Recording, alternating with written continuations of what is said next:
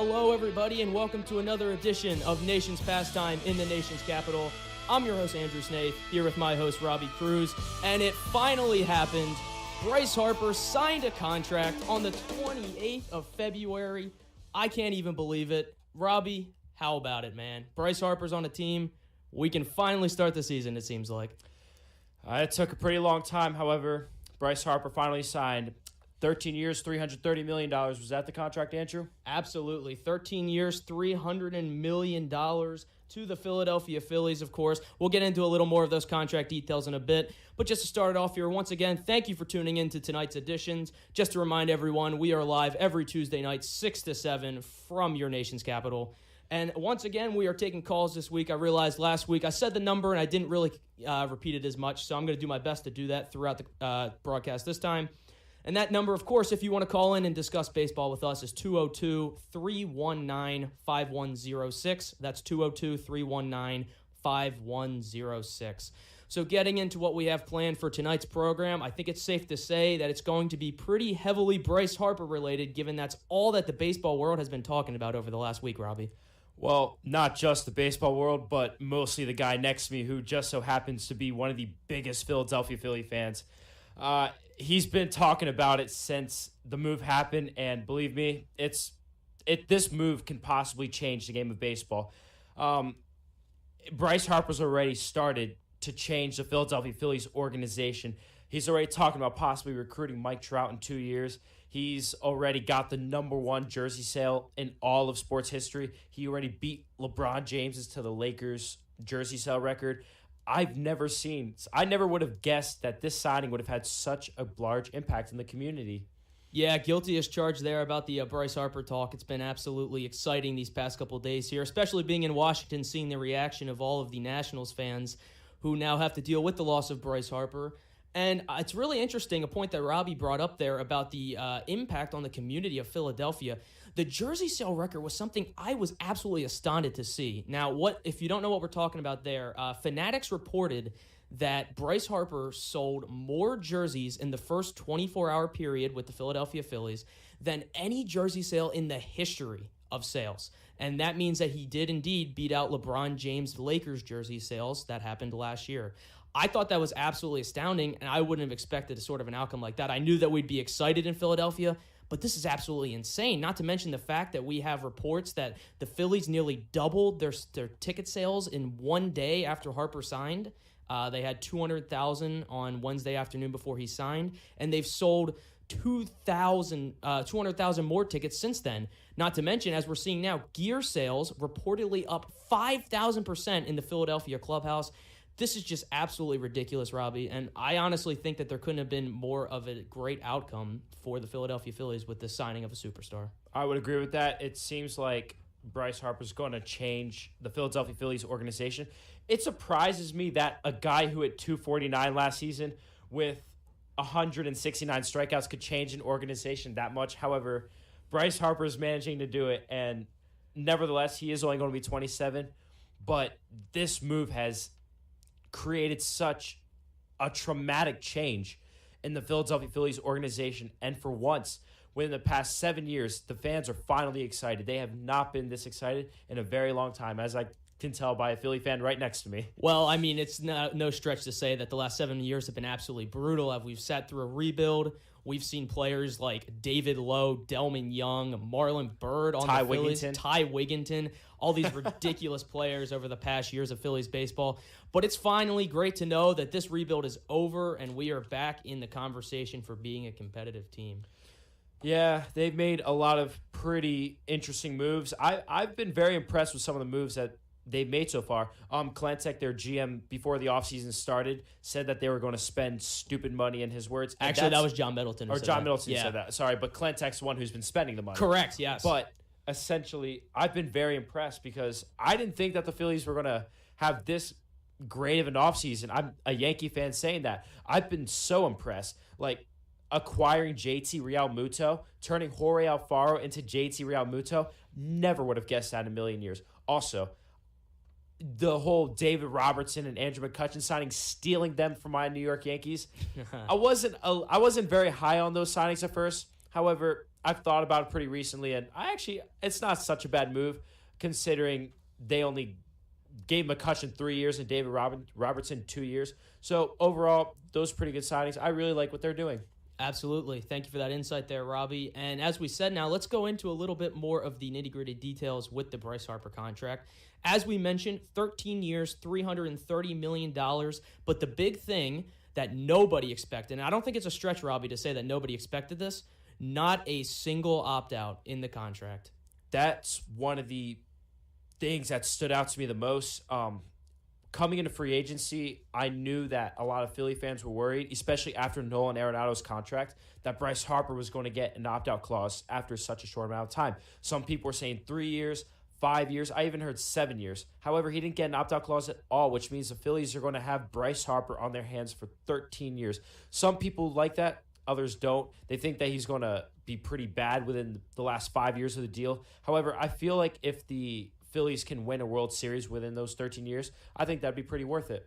Absolutely. That's great insight there. And looking at some more details of the contract, full no-trade clause furthers his piece that he's going to be there in Philadelphia for the entire 13 years. And a really interesting aspect that I think a lot of people also weren't expecting, the low average annual value, but with the high years of 13.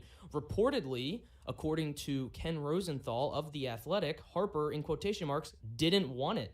He didn't want the high AAV. He didn't want the opt-out. He was more concerned with getting that long-term deal. And it's funny because on last week's show, we were talking about how Bob Nightingale and also how Angelo Cataldi on 94 WIP were reporting that the opt-out was the holdup with the deal. So do you find it surprising that it's something that he really didn't want there, Robbie?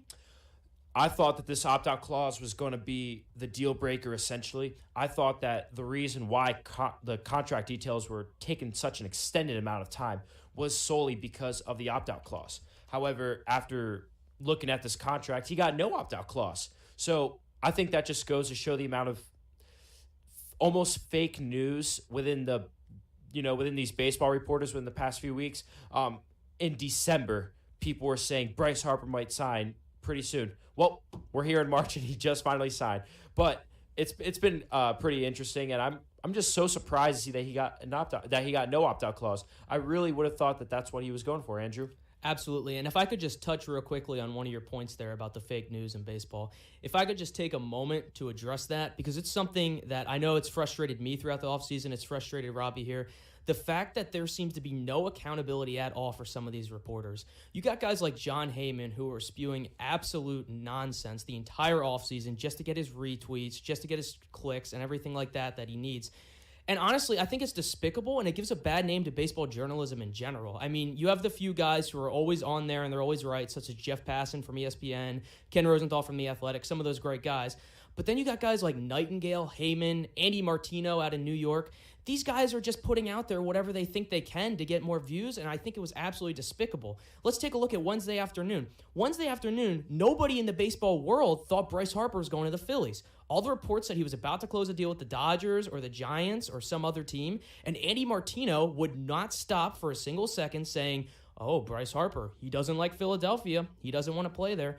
And you know, Robbie, I said to you this entire offseason, the entire thing would be about one thing and one thing only in the end, and that's money, and it looks like it came down to that. Yes, sir, it did. And an interesting name that he actually didn't bring up was the whole Dan Clark and Manny Machado situation. Oh, absolutely, yes. That was one that really frustrated a lot of Yankee fans because around my birthday, it was like December 27th, I think it was, Dan Clark tweeted, and he had a check mark next to his name. A lot of people give him credibility. He tweeted that Manny Machado made his decision and that he was going to go to the Yankees. He said that the White Sox, the Phillies, and the Yankees made their offers, and it was the Yankees where he was headed.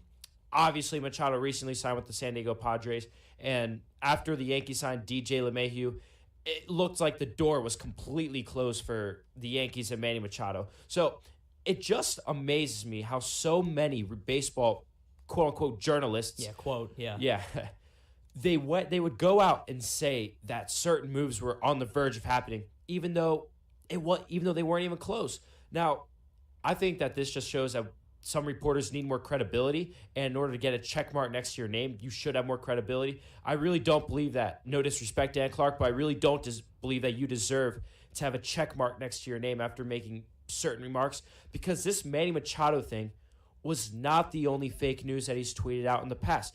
As an example, in 2014 with Nick Markakis. I believe it was 2013, maybe the 14 offseason. Yeah. He said that Nick Markakis and the Orioles were on the verge of agreeing to a 3-year contract? I think it was 4-year extension, something like that. And then 2 weeks later, he goes out and signs with the Atlanta Braves for 4 years. So we, as baseball fans, have to be wary of this, not to get too hype over rumors from these journalists. I know I was pretty excited. Andrew was next to me. There was a rumor that came out earlier this offseason saying that the Yankees were going to be interested in Scooter Gennett. Yes. And when I heard about that, I was super excited because I do remember that. I think Scooter Gennett's probably one of the best second basemen in all of baseball. And in addition to that Yankee lineup, like Scooter Gennett would have been perfect. I'm very happy with the DJ LeMahieu signing. Don't get me wrong, but so people are going to keep on saying fake news. They're going to keep giving out fake news. They want clicks and retweets, and we as baseball fans have to be wary of that, Absolutely. I think a perfect example that sums up this offseason is the reports from Jim Bowden throughout the offseason. This guy starts off in January saying that the Chicago White Sox are the clear-cut favorites to sign Bryce Harper. Okay, we go a month later. Jim Bowden reports, Phillies, quote, rounding third base in negotiations with Bryce Harper. That was about 2 weeks ago, and it was after they, I believe, extended him an offer. No, it was not they extended him an offer. It was just, it was after Machado signed. Yeah. That's what it was. Yeah. It was right after Machado signed. And he said they're rounding third base. He's going to sign by the end of the week. It really looks like the Phillies are going to be the team. This guy waits a week later, and then when all of the Dodgers and Giants stuff is coming out, now he says, "Oh, Dodgers, that's where Bryce Harper's going. He loves it there. He wants to be in LA near his home and work out at his home." And I'm just sitting here thinking, make up your mind. Like, this is just going back and forth and back and forth. You've claimed 3 times that Bryce Harper was close to being signing. What's actually happening here? If we can't trust these guys, like Jim Bowden, former GM, supposed to be a reputable source who works for MLB Net Radio and CBS Sports, I would like to think I could trust that guy. Yeah. But when you have reports like this just going on and on and on about these different outcomes, and they're about to be close to signing, and, talks are intensifying, and it's honestly frustrating as a baseball fan. And that's not even one of the only situations. Towards the end, before Bryce Harper ended up making his decision to go to Philly, a lot of journalists were coming out and saying that Bryce Harper had no interest in playing for Philly. They said he wanted to play close to his hometown, Nevada, and play with the team like the Dodgers or the Giants. And they were like, Bryce Harper would not want to play in a city like Philadelphia because whatever. Somebody, Draftneck Mark, said he wouldn't. He wants to do more than eat cheesesteaks. But you know what? Wow. It ends up with stuff like that is not even true. People just were making that up, and it's really frustrating to see as baseball fans. But it's slowly becoming a reality of the game. Rumors are always going to come out, and people are going to try and get clicks, and it's really frustrating, but it's all you got to deal with, and I think it's also a product of just the age we live in now. We live in an age where information is available at our fingertips, and when you have things like Twitter, Facebook, Instagram, and people having the availability to just put out essentially whatever they want, it's just, like I said, it's the age we live in. This kind of stuff is just going to be part of our game now. We're going to have to deal with this, and it's a shame, but it's honestly a reality.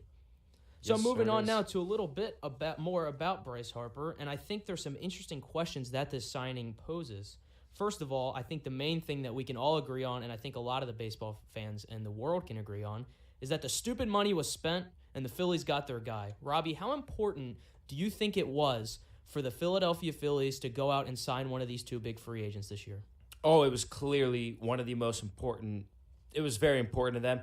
I think every baseball fan knew they were going to get either one, and to me, it was always clear that they were leaning towards Bryce Harper because I feel like they really enjoy having Maikel Franco at third base. For some reason, yeah.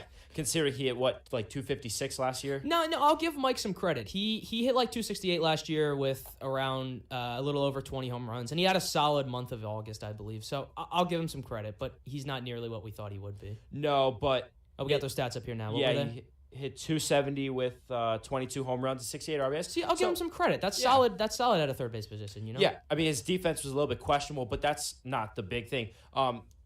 They clearly didn't need a third baseman because Maikel Franco, like I said, hit 270 last year and 22 home runs. 22 home runs. That'll get the job done. You don't need to go out and spend $300 million to acquire a new third baseman. Your current third baseman's hitting 270. That's the same situation that the Yankees were in. Miguel Andujar last season hit 297 with 27 home runs. Now, why on earth would the Yankees go out and spend $300 million on another third baseman who's going to have a very similar production? There's no need for that. And to me, the Phillies obviously had question marks in their outfield all season. Rhys Hoskins, God bless the guy, cannot play left field. Probably the worst defensive season I've ever seen from a left fielder, but he's gone. Good riddance. He's at first base now. Carlos Santana is gone. Good riddance to him. Good riddance to him. But so it was clear they needed more so an outfielder. And I was surprised to see that they got McCutchen and Harper. I thought that they really enjoyed having Nick Williams in right field, but it looks like he's going to be coming off the bench or they'll dangle him as trade bait. But to me, Bryce Harper was the guy that they knew that they had to go out and get. They knew that he was more important to that team than Manny Machado. And I think that they put more emphasis with Bryce Harper than they did with Manny Machado. And luckily for them, it wound up pretty well. They got their boy, Bryce Harper. They did get their man. And just to touch on that point that Robbie said about them possibly valuing Harper over Machado more, it's funny, I was listening to an interview today between Angelo Cataldi and Phillies owner John Middleton. And what Middleton essentially said was, around December, when they were in the pursuit of Manny Machado and they were deciding what to offer him, that Todd Zalecki, who is a writer for MLB.com, posted a poll online among Phillies fans to ask, which would you rather prefer, Bryce Harper or Manny Machado? Robbie, do you know what the results of that poll were? I have no idea. 88% said that they preferred Bryce Harper in a Phillies uniform. Now, John Middleton didn't say that completely changed his mind or convinced him on Machado solely, but I think it's interesting that he brings that up and that they were actively trying to listen to what the fans wanted. He made a great point in the interview saying that the Phillies fans had suffered through this kind of rebuild, as we talked about, and he wanted a way to reward them, and he thinks that this was obviously a great chance to reward them with a 26-year-old generational talent in Bryce Harper. Yep, and this changed up things in the organization. As we've seen, there's already been plenty of changes, making new moves, and now Bryce Harper's already started actively recruiting that center fielder in Los Angeles. What's his name again? What's his name again, Andrew? I don't really remember his name. I think it's like Mark something. Oh, maybe Mike. Yeah, no, that's actually a great point to bring up. If any of you missed it today, Bryce Harper on 94 WIP today gave the quote that if you don't think I'm going to go out and recruit Mike Trout in 2 years to play in Philly, then you're crazy. Let me just say quickly, I think Bryce Harper might be hearing from the MLB officials on that one. I'm thinking that might be bordering a little bit on the if any of you guys out there watch basketball, you know that Magic Johnson and LeBron James and the Los Angeles Lakers have been caught tampering many times. Players like Anthony Davis, Giannis Antetokounmpo, they've been recruited by the Lakers.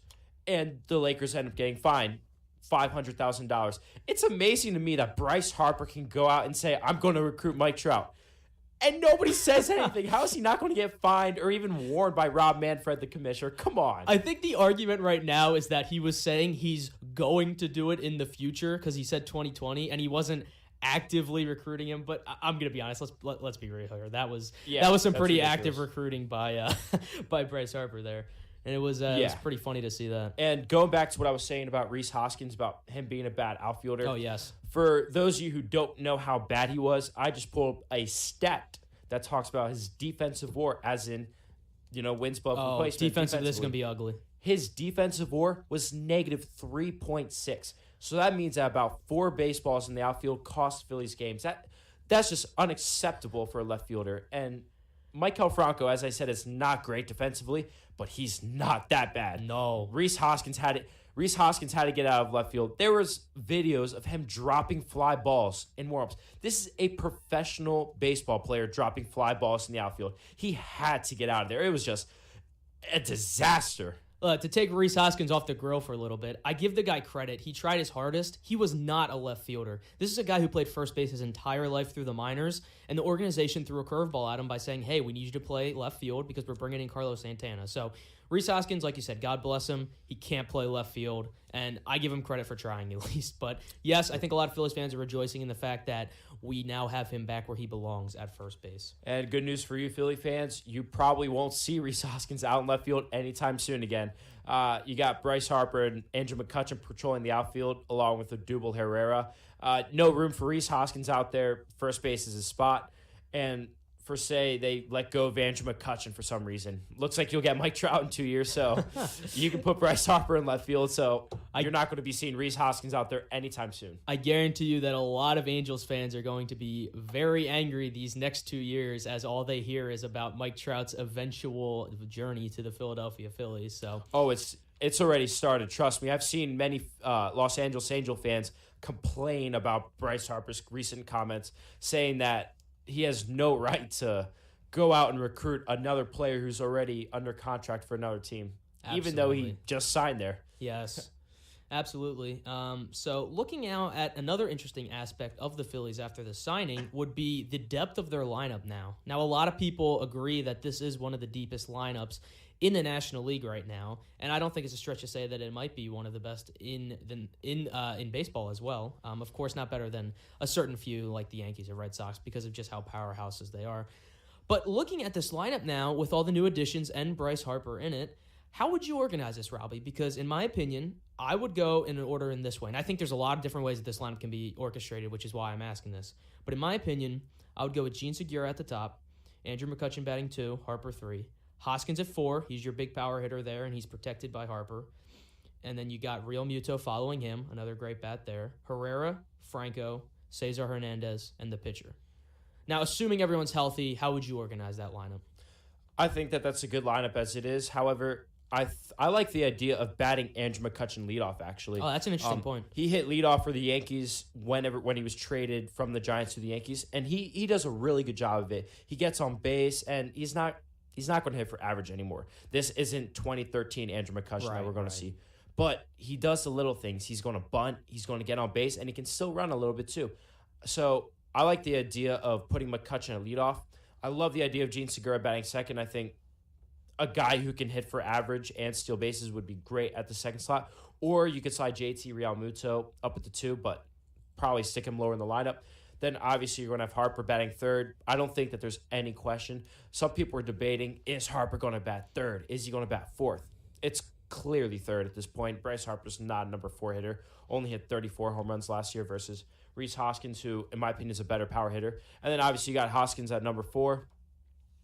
JT Realmuto will be your number 5 hitter. I think he's probably going to be one of the best number 5 hitters in baseball if he can continue doing what he did last year. However, I think JT Realmuto will be better this year than he was last year. I was just going to ask, Robbie, do you think there's a sort of a Christian Yelich effect here where the leaving Miami really causes him to break out? I don't think it's going to have as much of an impact as Yelich did, but I think that this will most certainly help his numbers. His career batting average playing for the Marlins is .279. JT Realmuto's is. So that's pretty good.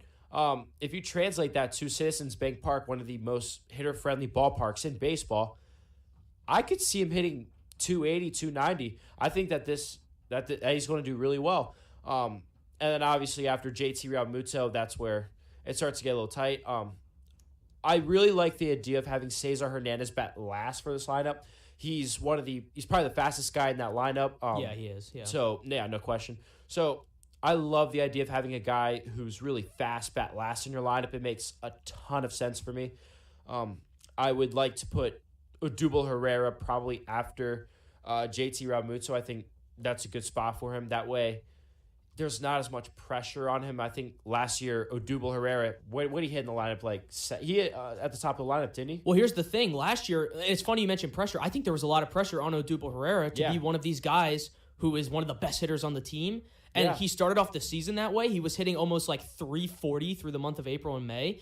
But he just completely petered out towards the end of the season. But yeah, he was our 3-hitter for a lot of the year. Yeah, and I think that put a ton of pressure on him. And trust me, when you are under pressure, it's not easy to perform well. And I think that once all the pressure came on him, I think he started, going on the decline a little bit. So to me, it's pretty clear that Odubel Herrera, if he bats 6th, won't have as much pressure on him. And then 7th, I love having Maikel Franco there. I think Maikel Franco is going to have a pretty decent season. I don't think he's going to be as good as he was last year. I think that him hitting 7th is going to have a little bit.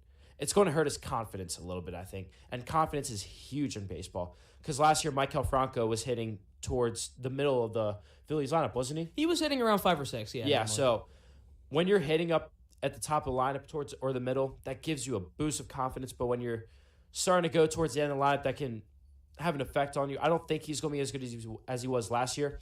I still think he's going to be pretty good. But then, obviously, like I said, Cesar Hernandez, and then you go with the pitcher right after that. The Phillies' rotation, however, does scare me a little bit, but that's for another day. That's absolutely for another day because there's a lot to get into there. So a funny thing that I actually wanted to mention real quick with Bryce Harper, and it's this fun little tidbit that I stumbled upon online the other day. It kind of gave me a little bit of a throwback, a nostalgic look at the Phillies throughout the past 9 years. But this is actually very interesting. With the signing of Bryce Harper, the Phillies have now had a different opening day right fielder for the past 9 straight seasons, and that goes all the way back to 2010. Now, I thought that was absolutely interesting, and Robbie, I just want to, yeah. So I want to run by some of these names for you and see if you can recognize them through the history of Phillies greatness here during the rebuild. So we got 2010, of course, Jason Worth, the starting right fielder, in his last season before he signed with the Washington Nationals. 2011, Ben Francisco. Oh, yeah. He played for the Yankees for a little bit. I remember him. He did, yes. We acquired him in the Cliff Lee trade in 2009, and he was still on the team in 2011. 2012, Hunter Pence, the right fielder. Yep, he was pretty good for the Phillies. He gone was, now, yeah. obviously. We had him for 2 halves of the year. We got him at the trade deadline in 2011 and then traded him at the trade deadline in 2012 to the Giants.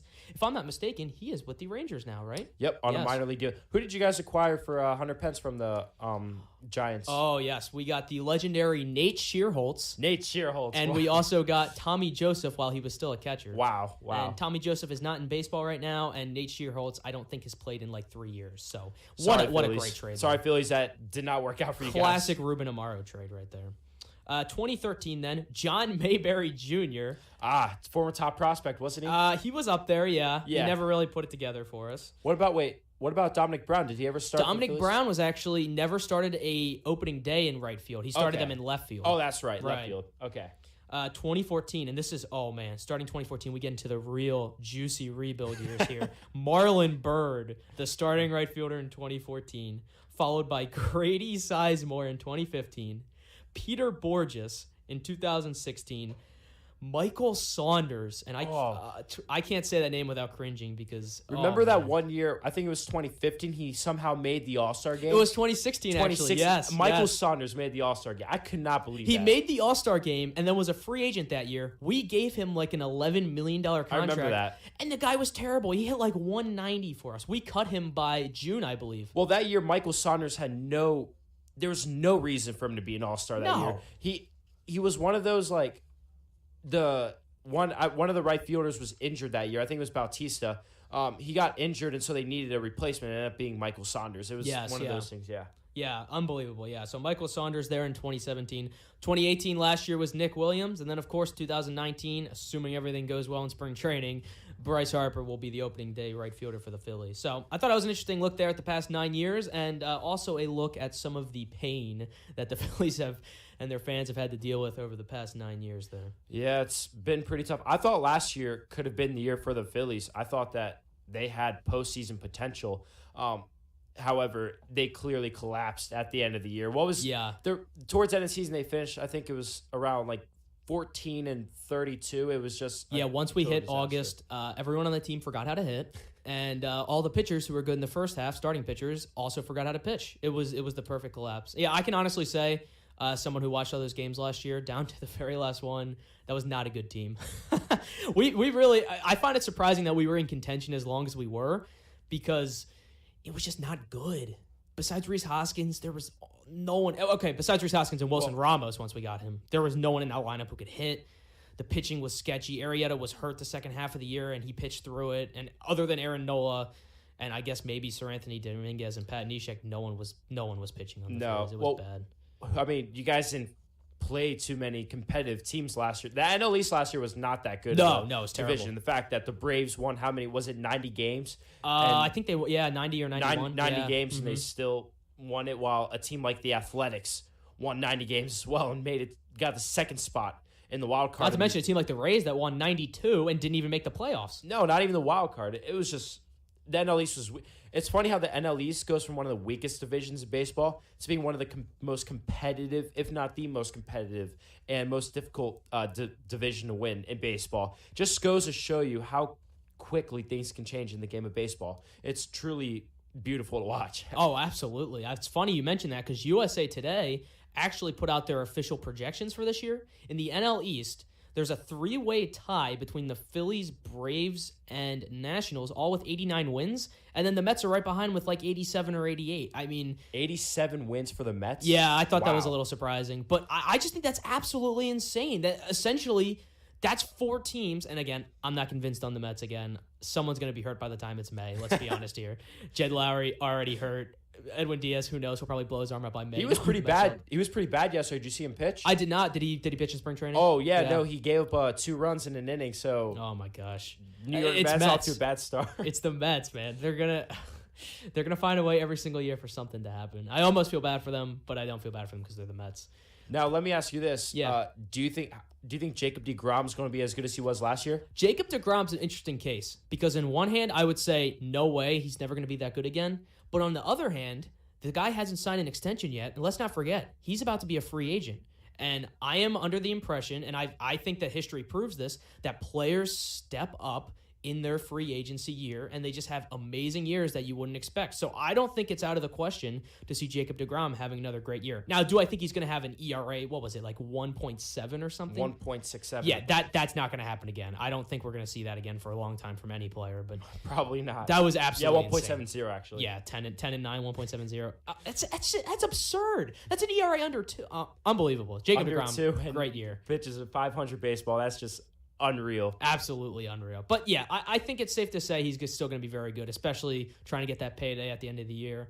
Talking about next year, and we'll get into this obviously a little later once it gets closer to that.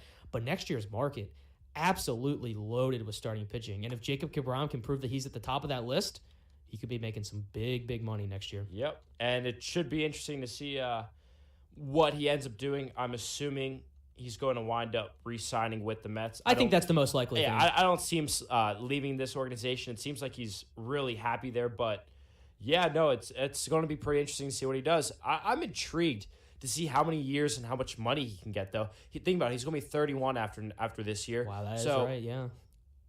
Is a team really going to commit that much money to a 31-year-old starting pitcher? I know the Nationals did it with Max Scherzer, but I think it's a little different case. Different situation there.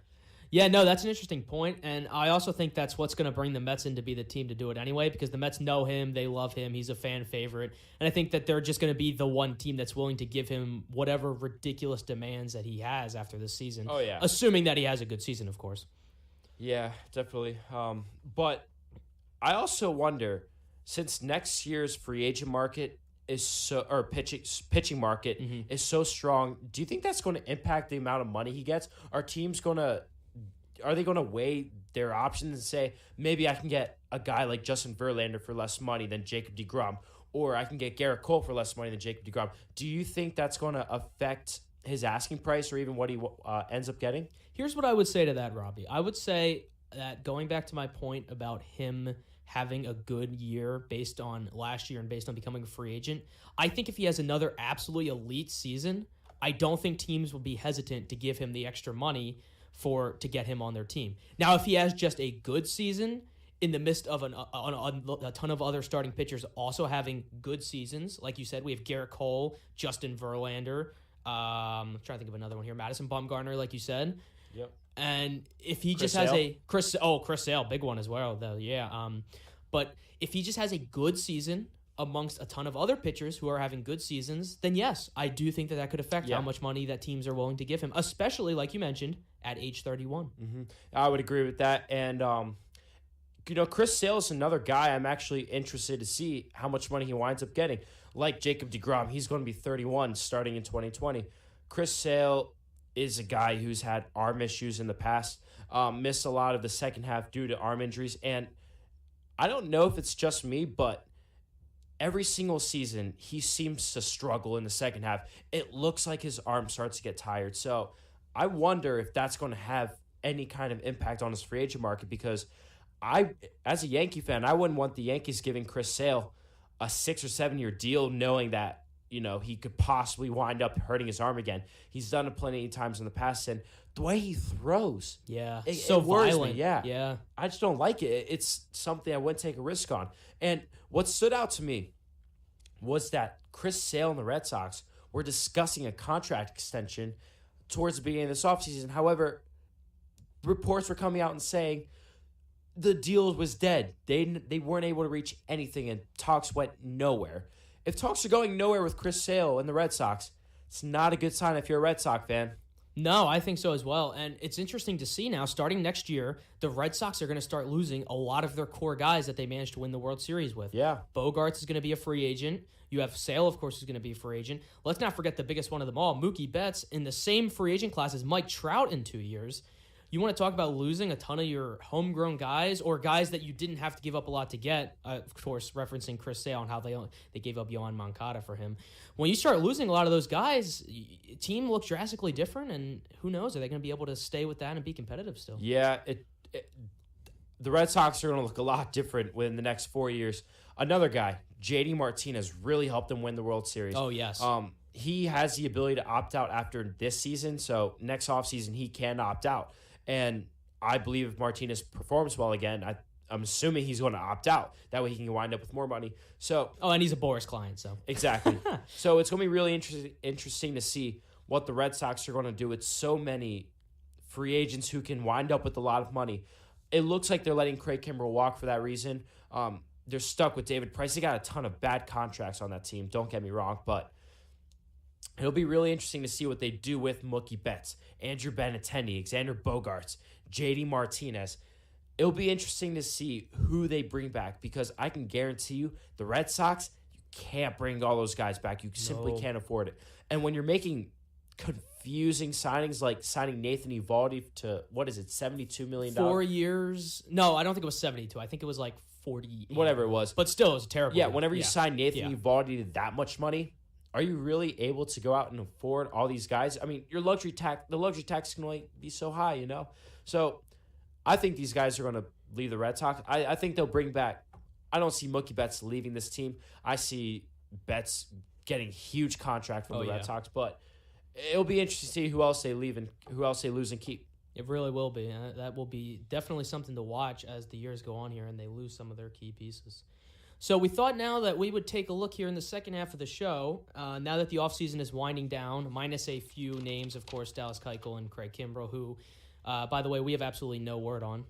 We don't know who's interested. We don't have any offers. There was a report, and I use that word in quotation marks because I'm not sure if it's validity on Twitter, that the Phillies offered him a deal. Again, not really sure how reliable that source is. It would make sense, but I don't really know if I see the Phillies spending any more money. But besides those guys, the offseason, now after Harper and Machado have signed, is winding down here. So what we thought we would do is take a look at, based on teams in general, teams overall, which three teams had the best offseason in MLB. Yeah, my three teams, what we agreed on the first two, I thought it was pretty obvious.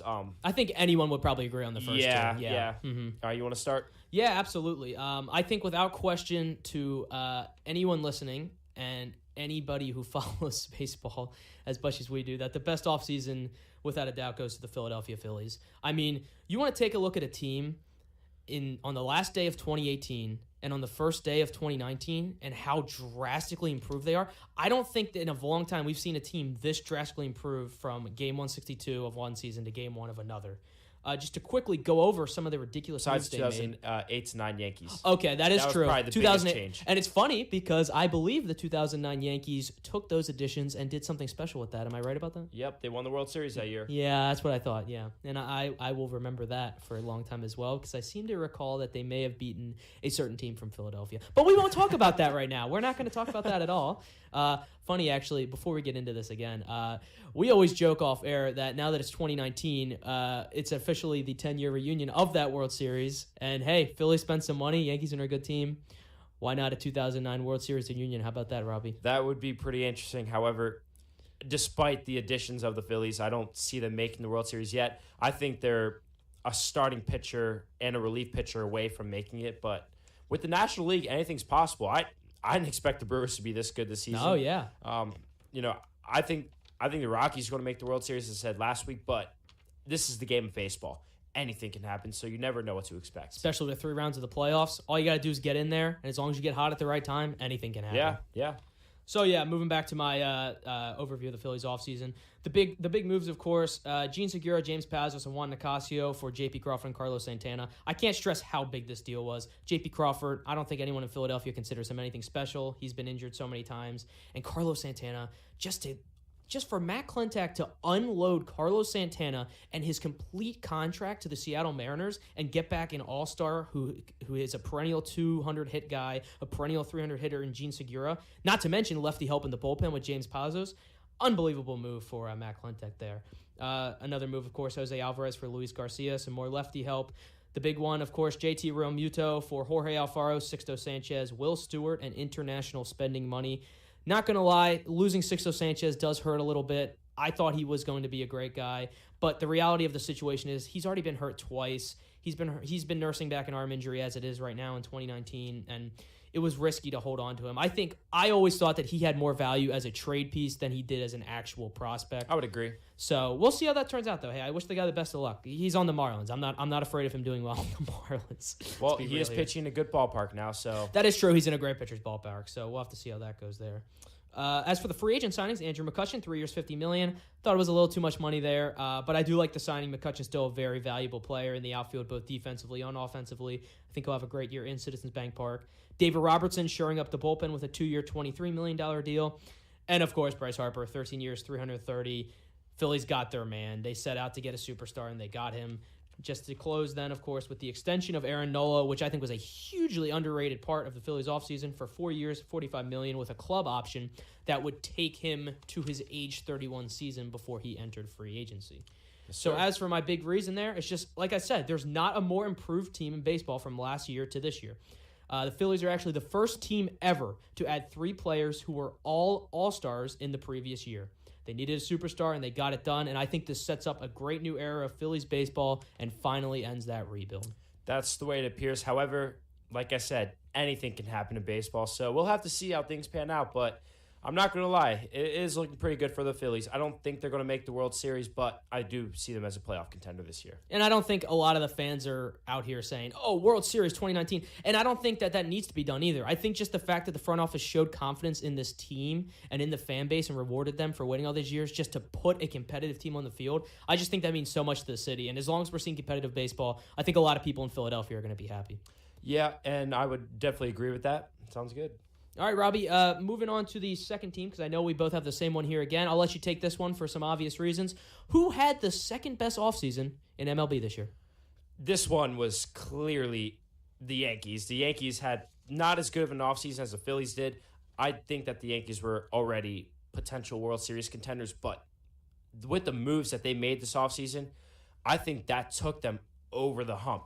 Adding DJ LeMahieu, adding Adam Ottavino, re-signing Zach Britton, and getting Troy Tulowitzki, who I think is going to have a bounce-back season on a league minimum deal. I'm not going to lie, I was not a big fan of that J.A. Happ contract. I think that they gave him too much money, and the years is what concerns me. Also, if you've seen a performance spring training so far, it's been pretty ugly, not going to lie. We got to remember, he is a 36-year-old. So yeah, and he has a 10.80 ERA so far. But they like him because he's performed well against the Red Sox in the past. But I really like what they've done because also the James Paxton move, but they had a few holes or weaknesses with this team last year. But to me, it seems like they, fulfilled their holes. Losing Didi Gregorius was probably their biggest question mark coming into this offseason. What were they going to do at shortstop? And signing Troy Tulowitzki and then adding DJ LeMahieu was genius. That took them over the hump. And a lot of Yankee fans were saying that they should have gone out and signed Manny Machado. Well, guess what? They signed 2 guys that are going to perform just as well, well, probably not just as well, but pretty well, for a lot less than Manny Machado would have cost them. So it was a good deal for the Yankees. I really like the direction that they're headed. As I've said multiple times on this show and off the record, I think that this is their year. I think that they're winning the World Series this year. I don't see any holes in this team besides starting pitching. But if James Paxton can perform to a 3.50 ERA. If Luis Severino can stay healthy, if Masahiro Tanaka can hopefully stay healthy as well. I think health is the biggest thing with the Yankees, but if they can stay healthy with this roster, with this lineup, with the moves that they made, they're winning the World Series this year, folks. And for number 3, I believe that we have a bit of a disagreement. You want to go with that one? Right. Well, actually, I just wanted to touch on something real quick with the Yankees. It's funny, if you notice, after every year the Red Sox win a World Series, the Yankees seem to go absolutely crazy with their signings. Yep. And it's no different here. I think I would agree with you on the statement. Even without Machado, they were able to improve their team immensely. We're looking at a Yankees team that's a lot different than the Phillies team that we mentioned at first. The Phillies had a lot to do in able to get there, and they took a big step. The Yankees are there. They're right on the cusp, and they just needed that little bit to put them over the top. And I think that they were able to do that, not to mention that bullpen. On paper, we're looking at one of the best bullpens in baseball history. That's absolutely insane. You got probably 4 or 5 guys who could be a closer on any other team there, and I think that's absolutely ridiculous. I think that their biggest thing right now is to make sure that they can all stay healthy and throw strikes. Aroldis Chapman is a guy whose velocity started declining towards the end of last year. That concerned me a little bit, and also with Del Matanzas, you don't know what you're getting out of him. Some days he's rock solid, throwing that slurve is disgusting some days, and then other days can't throw a strike to save his life.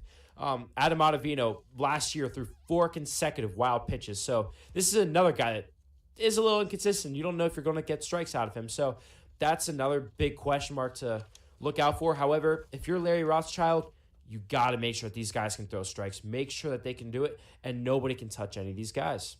Absolutely, Robbie. Quick reminder, as I am just remembering now, remember if anyone wants to call in and discuss some of these topics with us, if you agree or disagree with anything we have to say, 202-319-5106. We're taking all and every call. Just to touch again on that point real quick, I think also a big thing with the Yankees, Red Sox failed to improve greatly in their bullpen. They only made a few moves. I think this could easily be the year for the Yankees to win that division and possibly make a deep run into the bullpen. Now, as Robbie alluded, we do have different teams here for the third. I knew that there was obviously a... Are we getting a call here? Yes, sir, we are. All right, taking a call, and let's go ahead and bring them live. Go ahead. Caller, you on air? Who are we talking to? Hello, this is Aiden. Aiden, how are you, man? Where are you coming from today? Oh, I'm coming from the beautiful state of Pennsylvania. Oh, I love to hear it. Love to hear it. So, what can we talk with you about today on this fine evening? Well, I was going to get your opinion on Craig Kimbrell, and a lot of discussion these past 24 hours about where people think he's landing. We know the Phillies, Braves, possibly Nationals are interested in him. Do you guys have any hot takes on where you think he's landing? Well, it's been really interesting to see what's been going on with Craig Kimbrell. We've heard a lot about the Nationals in recent reports. To me, the Nationals appear to be a long shot because I don't think that Mike Rizzo, their GM, wants to keep on spending money, considering they already have so many bad contracts on that team. Well, not bad, but expensive contracts as it is. And Craig Kimbrell, according to reports, has reiterated that he wants a 5-year deal. He's not taking anything less. So, to me, the Nationals appear to be a little bit unlikely. I don't think that the Phillies are going to give Kimbrell as many years as he would want. I see the Phillies offering 1 or 2 years. And I think that if he were to take a 1 or 2 year deal, he would most likely go back to the Red Sox. That's the way it appears. However, I've reiterated this offseason that we could end up seeing Craig Kimbrell go to some mystery team. I proposed maybe the Minnesota Twins many times. I could see them signing him. They have needed a closer. I think it's just going to be either the Red Sox signing him to a 1 or 2 year deal or just some random team like the Twins. What do you think, Andrew? Well, Aiden, I think you mentioned there if we have any hot takes, right, on where he might land. I think you said that, right? Mm-hmm, yeah. So I'm gonna go on the record here and have a very hot take.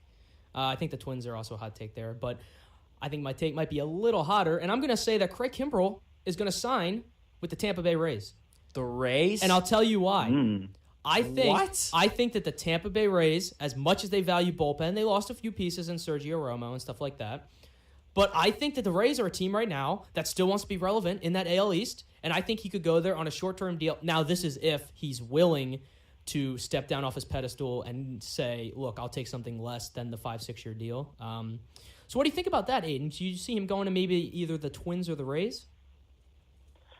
I would say a no on the Twins. I think that's a little too much of a hot take.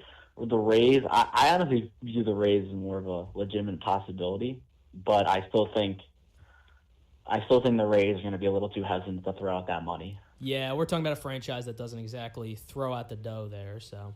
They did sign Charlie Morton earlier this offseason. That is true, and I think that was a sneaky good move for the Rays there. I like that move. Absolutely. Well, Aiden, thanks for calling in there, and have a great night. Yeah, you too, guys. Thanks again. Thanks. Yeah, I think it's definitely an interesting topic to see where guys like Craig Kimbrell are going to end up, and especially the fact that we are now in March 5th, I believe. It is March 5th. And Craig Kimbrell, best closer in baseball, some would say, doesn't have a team. I mean, we saw Greg Holland sign on opening day last year, and we know what that did to our season. Now, I'm not saying that Greg Holland is Craig Kimbrell. Right. They had much different situation. Yeah, right. Yeah, Greg Holland was coming off of Tommy John at that time, and it was clear he's on the decline. But with Craig Kimbrell, I still think he's still a very talented closer. He's obviously probably on the decline a little bit too. The last 3 seasons, he has had an ERA of 2.70. Before that, his career ERA was 1.44. So he's clearly on the decline. And as many of you guys saw, during the ALDS and ALCS, actually, he could not throw strikes. And it got to the point where Alex Cora, the Red Sox manager, couldn't go to him late in games because he couldn't trust him to throw strikes. But with Craig Kimbrell, you're still getting a guy that's going to strike out over probably his K per 9 ratio, his career, I think it's like 17. Which it's something ridiculous. It's ridiculous. Yeah. A guy that can throw 100 miles per hour with that disgusting knuckle curve, it's unhittable. It's really difficult, but I still think that he's going to wind up getting a contract from somebody. I'm really surprised to see that it's taken him this long, though. It's just been crazy. Absolutely. So we're going to get in and finish up here with our third team picks. Once again, a reminder, if you want to call in still, we're still taking calls till the end, 202-319-5106. So like I said, we have different third teams here. I just tried to spice it up a little bit with my choice. I think Robbie's is a little more sensible. So let's go ahead. Briefly, Robbie, who do you got your third and why? Well, with my third pick, I think that the Cardinals had the third best offseason. I was so impressed with what they did. I love the Paul Goldschmidt trade. I didn't think that they gave up anything too serious for him. I don't think Jeff Weaver's the guy that they gave up, right? It was Jeff Weaver, Carson Kelly, and some other minor leaguer. Yeah, so I don't think that's too hefty of a price to get, in my opinion, the best first baseman in baseball. Oh, I would agree with that, yes. Besides Luke Voigt, of course. But yeah, okay. Yeah, also, a move that I really liked was the Andrew Miller signing. I thought that was a really underrated move. Andrew Miller, in my opinion, can still be that lights-out guy. He wasn't that good last year, but I think he was pitching through an injury most of last year. I think that took a little bit of a toll on the way that he pitched last year. But I think that Andrew Miller performs well with the Cardinals. As a Yankee fan, I saw him perform. Every time he came in to pitch, I was totally relaxed. He was our go-to guy. He was the guy that you just said, strike out these guys, and Andrew Miller can strike out lefties and righties too. Great guy to have in your bullpen, Andrew. Oh, that slider, absolutely devastating. We saw exactly what it could do in the 2016 postseason. So as my third team, I tried to go with a little bit of a spicy option here, and I'm going to choose the Minnesota Twins. Now, I chose the Twins for a few reasons. First of all, I think that division, while it's obviously going to the Indians, there's a lot of room there. I think that Twins can be a team that, with their additions, can beat up on a lot of the lower teams there in the AL Central, of course, being the Royals, Tigers, people like that. White Sox, of course. And Twins and Indians, yeah. Yeah, White Sox still feeling the pain after missing out on Manny Machado. So sorry to any White Sox fans out there. I feel your pain. I was pulling for you. I would have much rather him gone there, but hey, didn't work out. But yeah, going on to the Twins, big moves of the offseason. A really big underrated one, I think, to start it was the claim of C.J. Cron. Talking about the Rays earlier, the Rays let go this guy and just let him be claimed by the Twins. Didn't make a whole lot of sense to me because I'm pretty sure he hit 30 home runs last year. 34? He did hit 30 home runs. Yeah, absolutely. I don't know what the Rays were thinking. I think that just wound up with financial reasons. I don't think that the Rays were willing to pay for C.J. Cron because he had such a good year and the Rays would have had to pay him next year. I think it's definitely financial because that's the same thing happened with Justin Bour on the Phillies. I mean, obviously we would have loved Justin Bour on our bench, but we would have been paying almost $8 to $9 million for a guy to sit on our bench. So it just didn't make sense. Yeah. Moving on to the other signings then. Jonathan Scope, 1 year, $7.5 million deal. Look, I mean, Jonathan Scope is 1 year removed from a year where he hit almost 330 home runs. It was a great year for the Orioles. If they can get him some of that magic to come back during this 1 year deal, why not? That's absolutely sensational. Nelson Cruz then, of course, 1 year, $14.3 million deal. Hey, gives him a DH, gives him a guy who can consistently hit home runs. I mean, that guy, he hits home runs. Let's be real. Cruz, yeah. He's getting up there in age, but he still does what he does best, and that's just hit. Oh, it's sensational to see a guy who's this old has still performed this well for the past few years. But, I think that the Twins had a good offseason. I was really surprised to see that they let Irvin Santana walk away. I was as well, yeah. They could have signed him to like a cheap 1-year deal, but they chose not to. Absolutely. Did you have any honorable mentions or? Well, actually, I got a couple more of the Twins pickups Okay. that are cool to mention. That would be Blake Parker, who's not going to light the world on fire, but it's a solid bullpen addition for 1 year, $1.8 million. Lucas Duda to a minor league deal, a guy who I think has tremendous power. We saw what he could do against the NL East. He was a member of the Braves last year and the Mets formerly, and I believe also the Royals and Rays? He was on both of them? Yes, he was. So He he's was been on both of around, them. but he's still got a good bat, I feel. And then, of course, the signing of one of the more well-known free agents, which happened last week, was Marlon Gonzalez, 2-year, $21 million deal. It gives them a ton of versatility. It gives them a great bat in that lineup. I think the Twins are going to surprise a lot of people this year. When they made the wild card 2 years ago, nobody had them in the playoffs as well. I think a solid chance that could happen again this year. Maybe we see a reemergence of Byron Buxton. Maybe we see, again, a healthy Miguel Sano hit 30 to 40 home runs. Of course, Eddie Rosario still there, a great bat in that lineup. And they just extended Max Kepler as well. Maybe it all starts to come together for Minnesota. I wouldn't be opposed to that. Yeah, I would agree. That's something that I would keep an eye out for. They should be pretty good this year. I think that this could be the year that they actually beat the Indians for the AL Central. That's pretty bold, you think? Even with the starting pitching that the Indians have? I think that the Twins could make a few more moves. Maybe go out and acquire a starting pitcher or another relief pitcher. I think that Craig the Kimbrell? Indians, I think the Indians are starting to. It's pretty clear that they're not as good as they once were. Losing Andrew Miller and Cody Allen hurts. Corey Kluber seems like he's not on the same page with ownership. Right. Trevor Bauer looks like he wants to go. Trevor Bauer's definitely not on the He's same page. definitely with not, ownership. yeah, I'm pretty sure he had some quote that completely roasted the front office after his arbitration the other day. Yeah, exactly. And losing Edwin Encarnacion, and you replace Encarnacion with Carlos with Santana. Carlos. Hey, look, Cleveland loves him for some reason. What the heck? If they want him, take him. Take He Carlos brought him back Santana. 3 times. It's just crazy. Unbelievable there in Cleveland. And with my honorable mentions, I had, like he said, I had the Twins. I thought that they had a pretty good offseason. I was very impressed. Another team that I think had a pretty good offseason, actually, was the Washington Nationals. I thought that what they did was a little bit underrated. I really like the trade for Yan Gomes. It was 2017, I believe, when he made the All-Star team. I believe it was, yes. So this is 1 year out of his All-Star season. So this is a guy to look out for. Obviously, I love Brian Dozier. I love the signing. I think that he's going to have a bounce-back season. Remember, 2 years ago, the Dodgers were willing to trade their top prospect for him. They wound up not doing it at the time, obviously, but he's still a guy that can hit 30 or maybe even 40 home runs. I think that he's going to have a bounce-back season. I really like the signing of Anibal Sanchez. I don't know why more teams weren't in on him this past offseason. Had, a 2.57 ERA. It might have even been lower. Yeah, he was great for the Atlanta Braves, so I was very impressed. I thought it was interesting that they brought back Matt Adams after they traded him to the Cardinals. Matt Adams has bounced back between the Nationals and the Cardinals, and it's just it's been crazy. And last but most certainly not least, their biggest signing is a guy who I think was a little bit overrated, but that's Patrick Corbin. Yeah. What was it, 5 years and $120 million? It sounds about right. Yeah, so they give him this much money after he comes off of a year in which his strikeouts it was off the charts. He was great last year. Mm-hmm. However, if you look at not only the year before that, but the past 3 years before that, his ERA within that time is over 5. 5 ERA within the past 3 years besides last year. So Patrick Corbin had a good year last year. I understand he developed a slider, but let's not forget, he's had Tommy John in the past, and he's struggled in the past. Now he's going to a ballpark where I don't know if I see him succeeding as well as he did last year. This is a signing I wasn't as high on, but the other moves outweigh this one, in my opinion. And the other good move that the other team that I thought had a good offseason was the Houston Astros.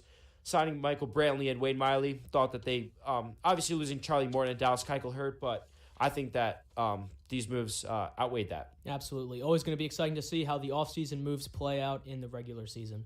So that's going to about wrap it up for tonight's edition of Nation's Pastime in the Nation's Capital. A couple quick reminders before we leave you. Firstly, there's going to be no live show next Tuesday. We're going to be returning on March 19th with another live show, as it is spring break here in the capital area. Also, just a reminder, all of the shows that we record are posted the next day on YouTube and linked on our Twitter, which, by the way, go ahead and follow our Twitter if you haven't already. That's at NatPastimeCap. So it's an abbreviated version of the name there. That's what we could get on Twitter. So go ahead, follow our Twitter. All of the shows are going to be posted there the next day after. And we will see you guys then on March 19th. Thank you again so much for watching. This has been Nation's Pastime in the Nation's Capital. Have a great evening. Peace out.